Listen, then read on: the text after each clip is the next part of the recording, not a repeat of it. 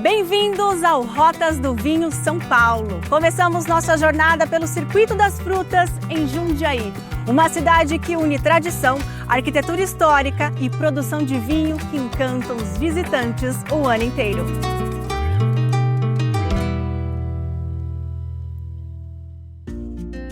Jundiaí fica a 60 quilômetros da capital, perfeito para um bate-volta ou até um final de semana completo. E o Parque da Cidade é um dos locais mais visitados. Esporte, lazer, contato com a natureza e até eventos culturais acontecem aqui.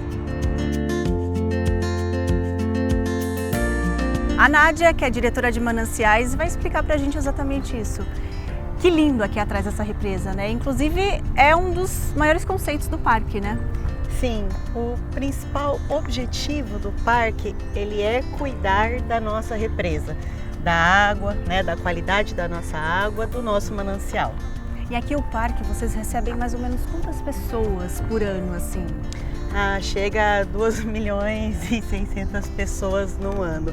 É uma frequência bastante considerável, né? Muita criança, a população de toda a região, então realmente é um parque muito visitado. Então aproveita e deixa um convite para quem está em casa, quem estiver na região, não sabe o que fazer com a família, para vir aqui para o parque e conhecer essa maravilha. Olha só, gente, coisa mais linda no fundo. Exato, né? Venham para o nosso parque, está com repletas atrações, nós temos também frequentemente eventos de aniversários, de corrida, então procurem saber, né, do Parque da Cidade, do mundo das crianças e venha para passar um dia, um final de semana maravilhoso com a gente. Então fica o convite para você de casa.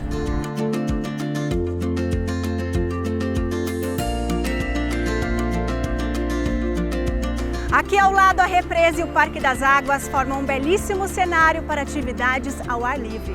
Uma prova de que a cidade oferece muito mais que vinhos. Aqui, a protagonista é a natureza.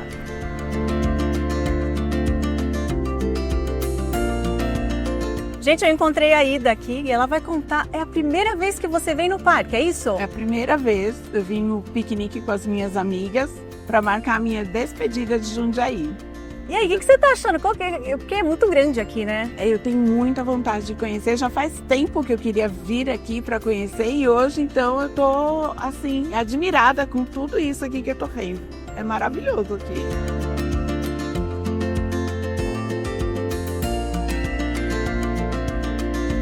E para quem vem com a família, o mundo das crianças é parada obrigatória. O parque foi pensado especialmente para os pequenos e no segmento é um dos maiores no país.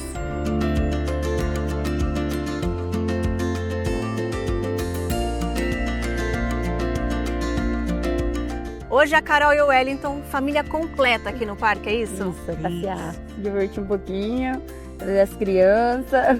Vocês estão gostando? Estamos bastante, muito legal. A gente veio a primeira vez e está gostando bastante, pretende vir mais vezes. É isso que eu ia falar, vocês pretendem voltar no parque? Com certeza. É que a gente veio com a escola agora, né? Mas a próxima a gente vem com a família mesmo passear. Vocês já conheceram o que aqui de legal no parque? A gente foi ali no coisinha de água, as crianças estão brincando aqui agora. Só, aí a gente tem uma prainha aqui, a gente ficou sabendo. Só que acho que não vai dar tempo de ir. Mas se der, a gente faz. Então vai ficar para uma próxima vez. Exatamente, com calma, né?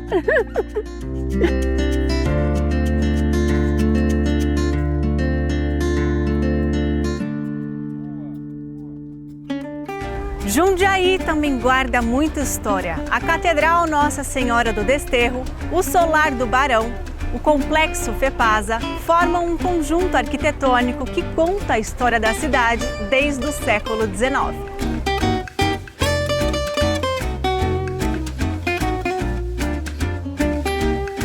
A catedral é um dos marcos da região central. Impressiona pela sua arquitetura e pelo acervo histórico. Um dos ícones mais fotografados da cidade.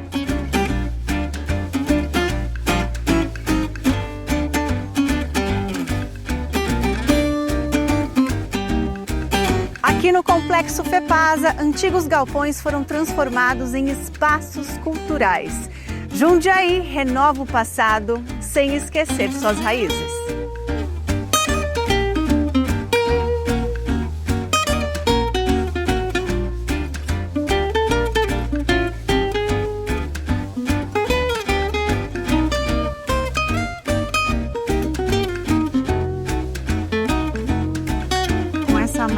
juventude toda, qual a importância para a cidade e também para a região, né? É total, é muito importante esse espaço. A gente pode comparar, por exemplo, ao Sesc Pompeia em São Paulo, que é um complexo gigante que foi ocupado pelo Sesc, né? Aí já é uma outra história, né? O público precisa entender que arte, cultura é um trabalho social. Então, se a gente eleva o nível cultural, social das pessoas, a cidade como um todo ela cresce, ela se ergue como uma potência mesmo. E Jundiaí é uma potência. Entre São Paulo e Campinas, a gente tem tudo para ser espelho, entende?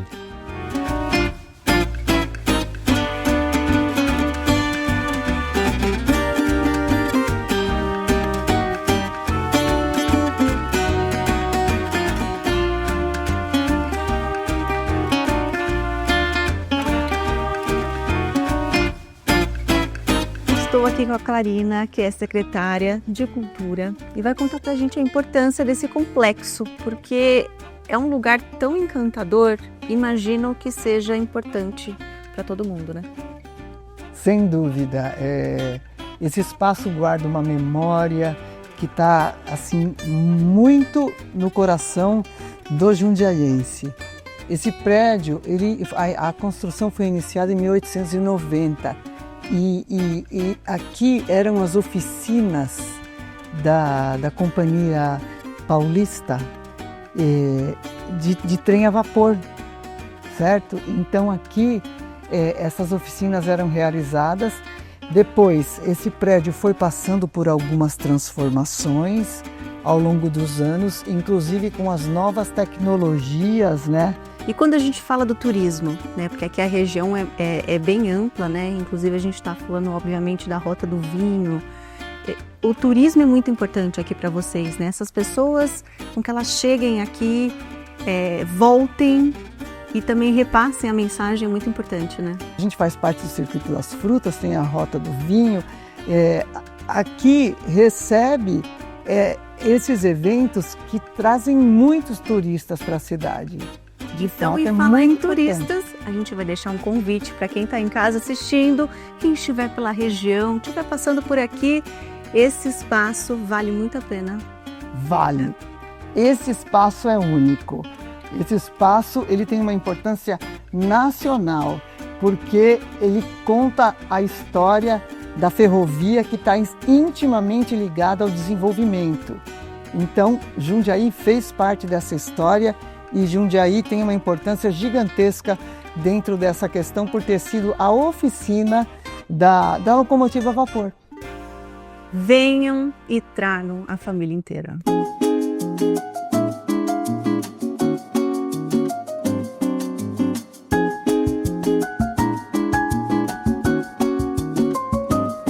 E agora seguimos para alguns ícones da produção de vinhos artesanais e tradicionais do Circuito das Frutas. Vamos lá?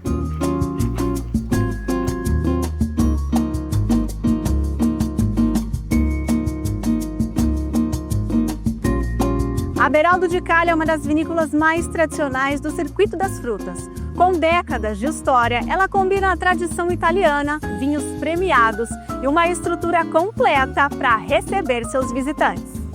Estou aqui com a Solange, ela que é a matriarca hoje, mas a história da família vem lá de trás, né? Sim. Então a história da Beraldo aqui no Brasil começa em 1905. Tá? E propriamente aqui nessa propriedade em 1927. De 1905 que o meu avô Beraldo chegou no Brasil até 1927, ele foi colono das culturas de café, como a grande maioria dos italianos que vieram para o Brasil, né? Nesse tempo todo ele conseguiu se estruturar financeiramente, se casou com a minha avó em Minas Gerais, porque eles não vieram direto para Jundiaí, né? Eles passaram por Minas, norte do estado de São Paulo e Ribeirão Preto, depois que vieram para Jundiaí. E eu falo, por que da escolha de Jundiaí, né? Porque Jundiaí, já nessa época de 1920 até 1930, já estava despontando na cultura da uva Niágara. E isso corria pelo estado, né? Essas notícias corriam pelo estado. E ele falou assim, olha lá, Jundiaí está dando uva boa, vou para lá. Veio para cá. veio pesquisar o que tinha aqui, arranjou esse sítio, já estava estruturadinho, né? Depois de quase 20 anos, né? Aí na cultura de café, ele veio para cá e comprou esse sítio para plantar uva.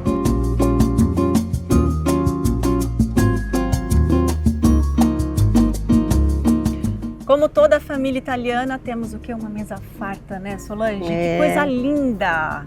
O restaurante de vocês é gostoso, a comida é bem afetiva, eu falo, né? Aquela comida que remete à memória de família, né?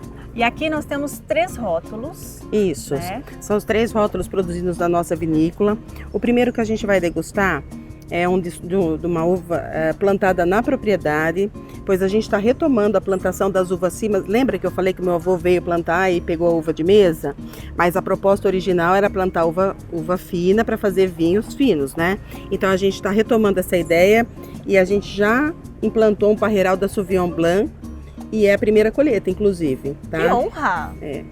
Então vamos lá. E aí a gente vai harmonizar esse vinho com um palitinho de mussarela com geleia de maracujá. Delícia.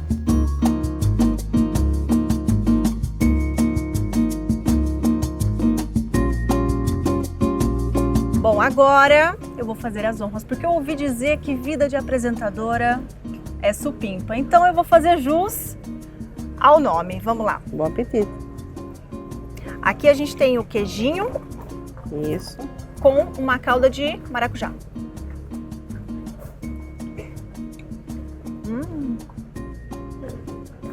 Muito bom.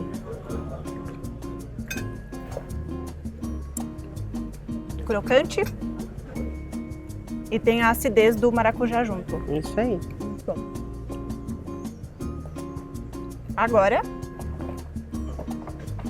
a estrela da casa.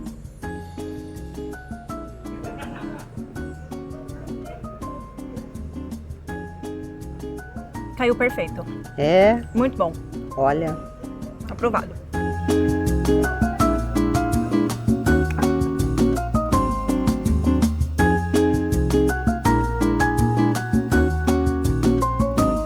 Agora seria um prato principal. Então a gente tem um vinho mais encorpado, é isso? Sim. Ele foi escolhido para harmonizar com a lasanha, que é de cogumelo, né? São 3 tipos de cogumelo e bastante mussarela, bem gostoso. E o vinho escolhido foi o vinho Marcelin, da uva Marcelin, que passou 17 meses em barrica de carvalho francês. Então esse é pra lá de especial. Vamos ver. Essa é boa mesmo, hein?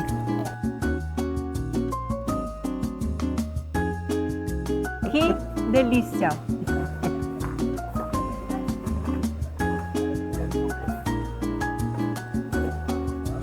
Maravilhoso, um vinho mais encorpado, então ele combina muito bem com o fungo, né? Isso. Com os cogumelos, maravilhoso. Eu vou terminar aqui, depois a gente já volta.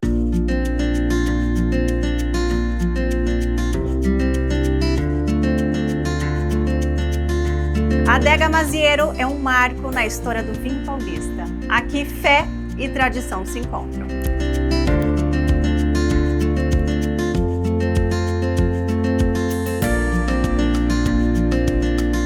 O famoso vinho do Papa foi produzido aqui. Ele foi escolhido pelo Vaticano para servir nas missas dos papas Bento XVI e Francisco. Eu tô aqui com a Rafaela, ela vai contar um pouquinho da história pra gente. Rafa. Quando Bento XVI veio para o Brasil, isso em 2007, ele queria usar produtos brasileiros. Então a comissão da igreja foi atrás de amostras, levaram algumas amostras e dentre elas ele escolheu o nosso vinho, o Rosé Niagara Suave. E depois, em 2013, o Papa Francisco também veio para o Brasil e quis usar novamente o mesmo vinho que o Bento tinha escolhido. E aí servimos novamente esse vinho. E depois disso ainda, em 2023, a Igreja Católica nos fez uma análise desse vinho e nos concedeu uma autorização para tornar esse vinho canônico. Então, a gente até preparou um rótulo novo para ele ser agora oficialmente um vinho de missa. Então, imagino que as pessoas cheguem aqui procurando o vinho do Papa. Sim, sim, muitas pessoas. Conta um pouquinho da história aqui da família de vocês. É uma honra, com certeza foi uma honra pra gente, a gente nem imaginava, foi uma surpresa. A família Mazero é descendente de italianos. Eles chegaram no Brasil por volta de 1888. Na época vieram para trabalhar com café, mas já faziam vinho, só para consumo próprio a princípio. A venda começou em 1954, quando Pedro Mazero, ainda criança, falou para o pai: a gente tem que vender porque está tendo muita procura, a gente está doando, trocando muito vinho, e aí que começou a comercialização e nasceu a Adega Mazero. Agora eu acho que é um momento que eu espero bastante. Eu quero experimentar esse vinho do Papa. Claro, vamos lá? Com certeza.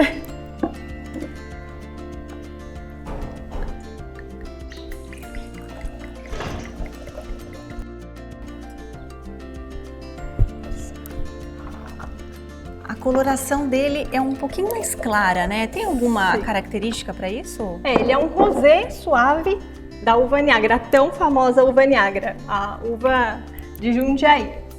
Ai, que cheirinho bom.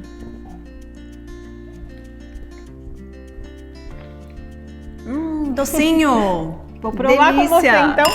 Tchim-tchim.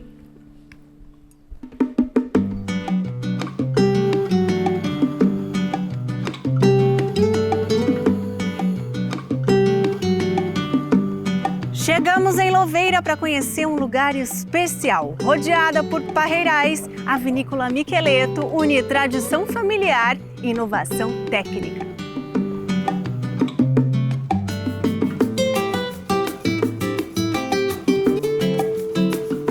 E eu estou aqui com a Tharita, que é sommelier da Vinícola Micheleto, e vai contar um pouquinho da história pra gente desse lugar tão maravilhoso.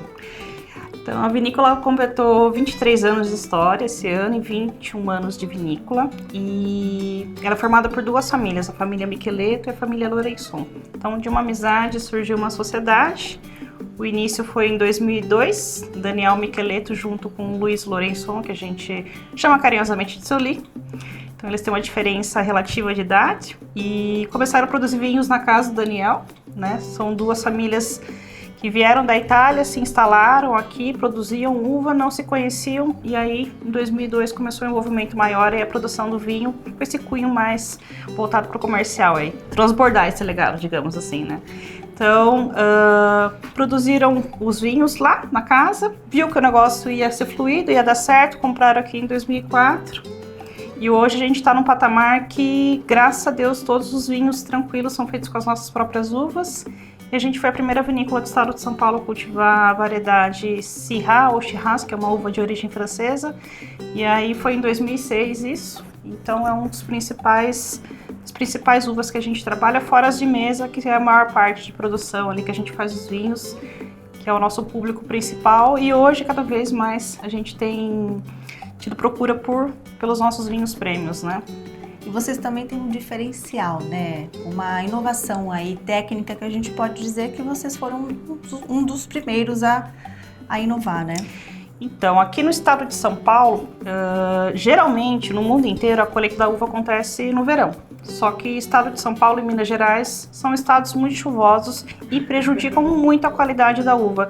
Então era praticamente inviável trabalhar com uva fina, até que apareceu o trabalho do Dr. Murilo Albuquerque, que é um mineiro, PhD em enologia, viticultura. Ele conseguiu inverter o ciclo da colheita. Então a gente consegue colher a uva fina, que é mais delicada, no inverno, que se assemelha mais ao verão europeu, ali um clima mais seco, né? E aí as uvas de mesa, que são mais resistentes, a gente consegue colher tanto no verão como no inverno. Então agora a gente tem aqui os pés de uvas de mesa todos carregados, e as uvas finas ali, só a parte da folhagem mesmo, né? Então, bem interessante. Então, é uma técnica que viabilizou não só pra gente, Micheleto, mas para todas as vinícolas desses dois estados a trabalharem com uvas finas de qualidade. Cheers! Saúde! Esse já é um vinhozinho que pede pra quem gosta ali, uma carne vermelhinha. Que vinho, minha gente! Que vinho! Que delícia! Vale a visita, viu? Venham conhecer.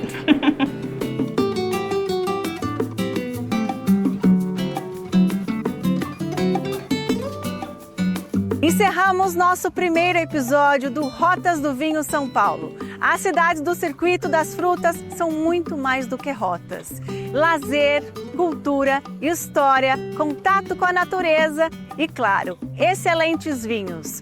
Nosso próximo destino, Espírito Santo do Pinhal. Eu te espero no próximo sábado.